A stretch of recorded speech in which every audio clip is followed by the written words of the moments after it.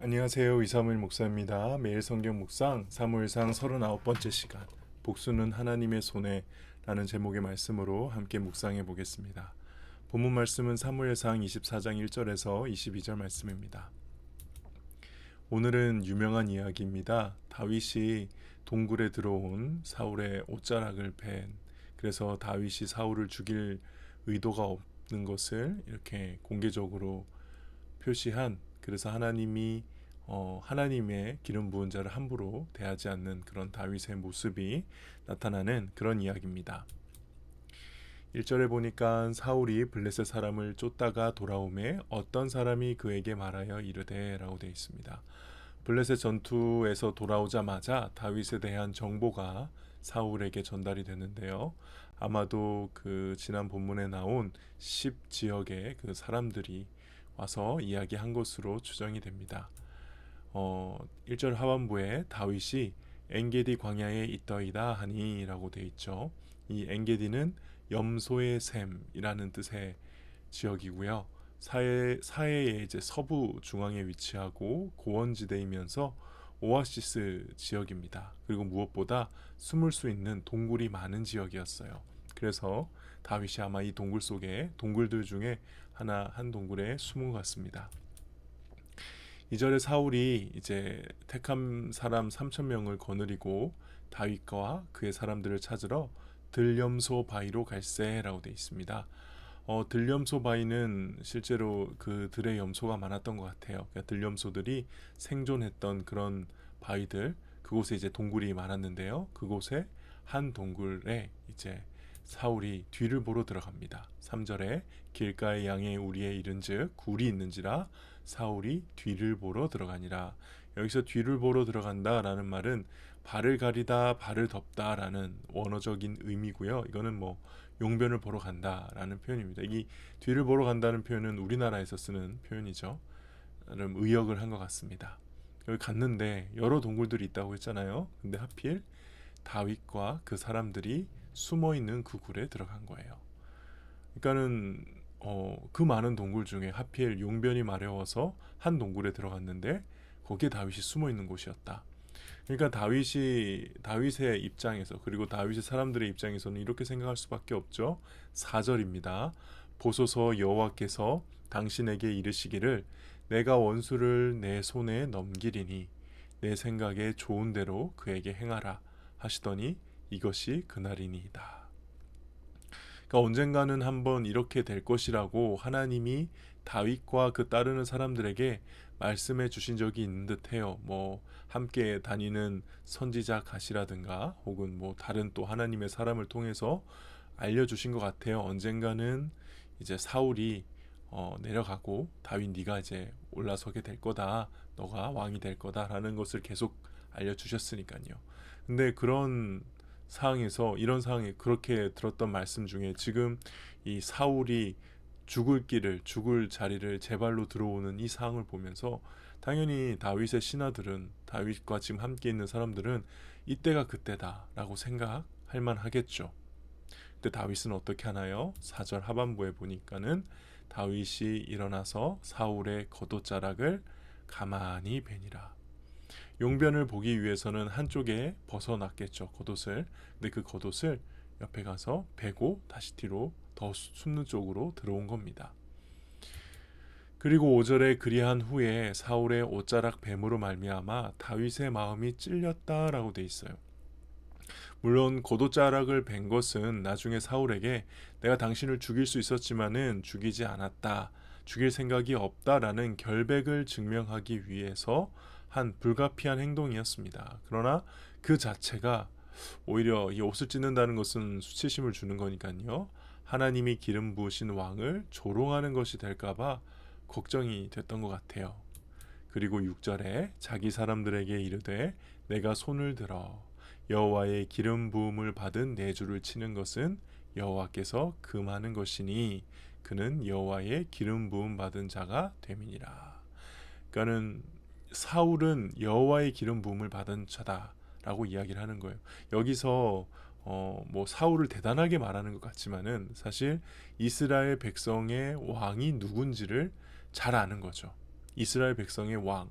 그러니까 원래 다른 나라의 왕은 모든 절대 주권을 가지고 있는 절대 군주로서의 왕이라면 이스라엘의 왕은 사실 진짜 왕을 대리하는 자인 거예요. 그러므로 여호와의 기름 부음 받은 주를 치는 것은, 그 사울을 치는 것은 결국 누구를 치는 것이냐? 여호와를 치는 것이다. 그러니까 대리자기 때문에 함부로 치면 안 된다. 아무리 미워도, 아무리 잘못된 짓을 해도 그거는 여호와 하나님께 대한 모독이다라는, 그러니까 이거는 하나님에 대한 바른 인식이기도 하지만 무엇보다 이스라엘의 왕이 어떤 존재인지를 정확하게 알고 있었던 것이죠. 그래서 7절에 다윗이 이 말로 자기 사람들을 금하여 사울을 해하지 못하게 하니라. 사울이 일어나 굴에서 나가 자기 길을 가니라. 여기서 금한다라는 표현, 샤샤라는 뜻은 째다, 찢다, 끊다. 그러니까는 이렇게 중단시키는 거예요. 근데 그냥 중단시키는 게 아니라 엄히 책망하면서 상대방의 행동을 적극적으로 차단시키는 표현입니다. 그러니까는 아주 엄하게 금지시킨 거죠. 그러니까 사울이 용변을 다 보고 굴로 나간 것이죠. 굴에서 나갔죠. 8절입니다. 그 후에 다윗도 일어나 굴에서 나가 사울의 뒤에서 외쳐 이르되 내 주 왕이여 하매 사울이 돌아보는지라 다윗이 땅에 엎드려 절하고 9절입니다. 다윗이 사울에게 이르되 보소서 다윗이 왕을 해하려 한다는 사람들의 말을 왕은 어찌하여 들으시나이까 라고 얘기합니다. 그러니까 성경에 기록되어 있지는 않았지만은 사울이 계속 변덕을 부리잖아요. 다윗을 안 죽이려고 하다가 또 죽이려고 하다가 안 죽이려고 하다가 죽이려고 하다가 이게 왔다 갔다 하는 모습을 많이 보여주는데 아마도 옆에서 다윗을 죽여야 된다라고 부추기는 사람이 있었을 것으로 추정이 됩니다. 그걸 추정할 수 있는 시편이 7편, 시편 7편이거든요.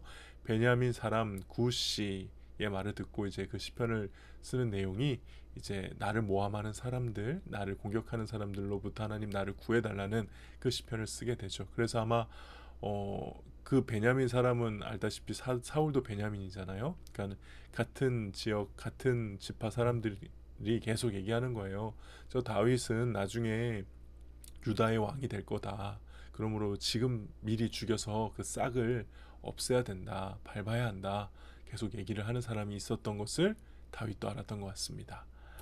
근데 그러한 사람이 있지만 여러분 잘 들으십시오. 오늘 여호와께서 굴에서 왕을 내 손에 넘기신 것, 지금 왕이 내가 있던 굴에 들어오셨다는 거 왕이 아셨을 것이니다. 아마 왕도 살짝 눈치를 챘나요? 어떻게 이렇게 표현하죠? 근데 어떤 사람이 나를 권하여, 그러니까 다윗의 신하들을 말하죠. 어떤 사람이 나를 권하여 왕을 죽이라 하였으나 내가 왕을 아껴 말하기를 나는 내 손을 들어 내 주를 해하지 아니하리니 그는 여호와의 기름 부음을 받은 자이기 때문이라 하였나이다. 얘기하죠. 11절 내 아버지여 보소서 내 손에 있는 왕의 옷자락을 보소서 내가 왕을 죽이지 아니하고 겉옷자락만 베었습니다. 분명히 나는 사울을 죽일 수 있는 기회가 있었음에도 죽이지 않았습니다. 내가 당신을 죽일 의사가 없습니다. 증명하는 행동이죠. 그러므로 주변에 다윗을 죽여야 한다고 주장하는 사람들에게 휘둘리지 마십시오. 정말 마지막까지 최선을 다해 예의를 갖춰 공손하고 또 호소력 있게 이렇게 다윗이 사울에게 요청을 합니다.